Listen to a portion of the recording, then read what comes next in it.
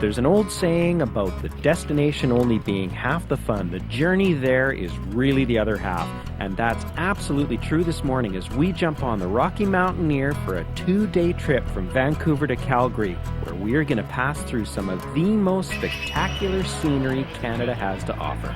Thank you for choosing Rocky and have a spectacular journey.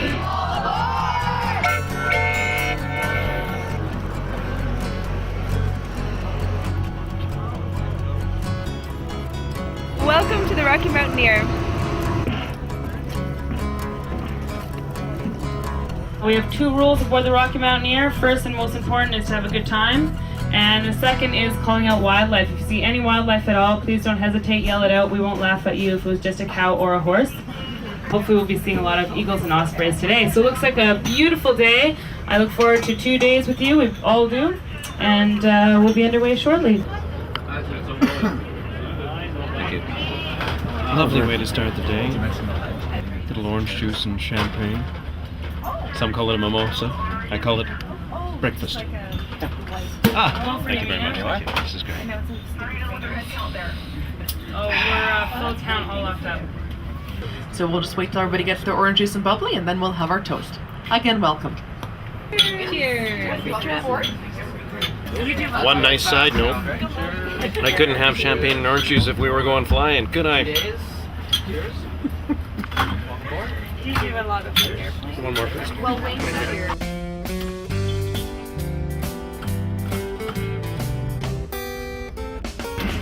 I wish I could read. Pictures are nice though.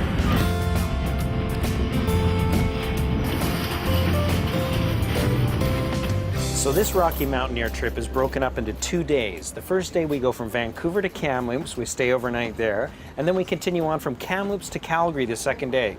The reason for this is so that all of the scenery is seen through the day. There's no travel at night, you don't miss a thing. The Rocky Mountaineer has many destinations and different routes to get there from Banff, Jasper, and Whistler. We're taking the Kicking Horse route, the original, the transcontinental, the one that joined this country.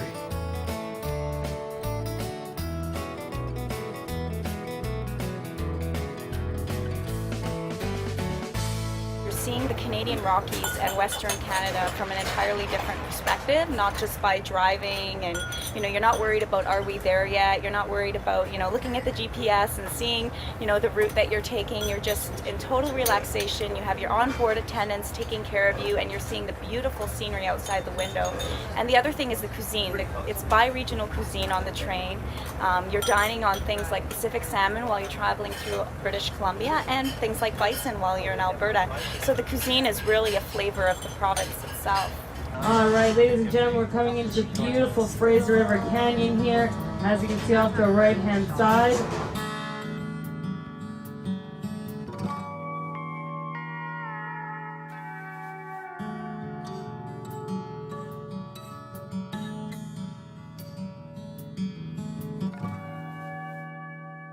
It's amazing to be able to stand and walk around the car, stick your head out in the wind in the vestibule, and really experience the Fraser Canyon from a totally unique perspective. It's amazing. This is lovely. This is really, really nice. Yeah, relaxing. Very nice. One of the first points of interest is the historic and mighty Fraser River, BC's longest river, which starts at Mount Robson and winds its way all the way to the Pacific Ocean. Before rail and roads, this was the highway for First Nations and prospectors of the gold rush of the Fraser River in 1858. As we look out the window, we get a great look at Hell's Gate, the most narrow point of the river, where the water can fluctuate in height by as much as 80 feet. I think just the sheer length of the river so far has been amazing. So I have a quick look here just to see how much the water fluctuates. This is called Saddle Rock on the right-hand side. Right on the very tip of that rock is a log that was lodged up there about 3 years ago when the river was almost parallel to the tracks.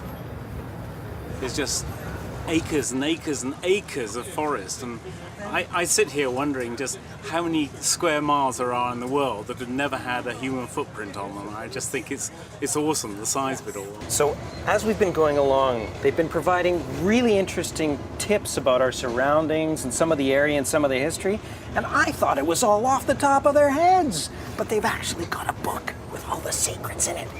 So I'm reading up, and I'm gonna have a test later on. What's the population of Yale?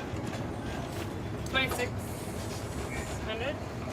And way off. 200. Okay, let's try another one. What's the population of Lytton? I'm gonna go with 350. Final answer. 300. Can I call a friend? No. 350. I don't have any answer. friends, so I don't know why you should be able to call one. All right. 325 is the actual answer. That is impressive. I was going to continue on with a barrage of questions, but I think we'll leave it at that because that was actually not too bad. Thanks. And you may be right because this was a little while ago. Yeah, I was factoring that in, really. Yeah.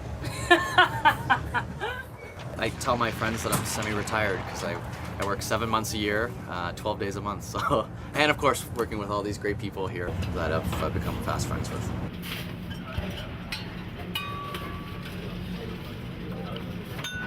Now, in this confined work environment, how important is it that the team gets along? You become friends very quickly because you are in such a confined space. What's the most challenging portion of the job? Challenging, I guess, would just be the hours. It is a condensed work week, so it's something that you know about heading into it. But you know, sometimes it can be 15-hour days, and then you have to turn around and do that again, and making sure you do it all with a smile. Excuse me, behind you. Excuse me. I'm so glad that 10 years as an actor paid off. Right, You do it with such style, don't you? Thank you. Is everything to your satisfaction? It's all coming back to you, isn't it? Yes, Yeah. absolutely. Thank you. Excellent. Thank you. Thank you. I love the evening. My favorite part, I'd say, is the people I meet. They have so much life experience, and I hear their stories, and it just gives you so much inspiration, and they recharge me. They remind me how much life has to offer. I was taking a hospitality program at Vancouver Community College, and they showed the marketing video of the Rocky Mountaineer. And my father worked for the railway, and my grandfather worked for the railway. And I thought, well, it kind of blends together hospitality with family history. So I looked it up in the phone book and applied. And that was 14 years ago. Yeah. What is it that keeps you coming back? How have they been able to make you want to stay? You work with great people, and it's fun. People are here to have a good time. It's not like you're dredging on in the day with a bunch of grumpy people. It's all people who want to have a good time. They want to enjoy their vacation, and it's fun.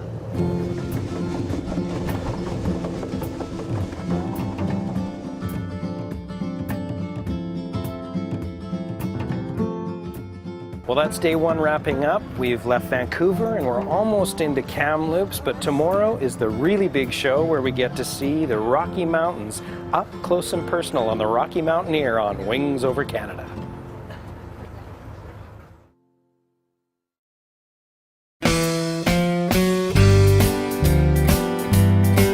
DVD copies of the Wings Over Canada series are available, singly or in box sets at wingsovercanada.ca or at 1-866-909-4647.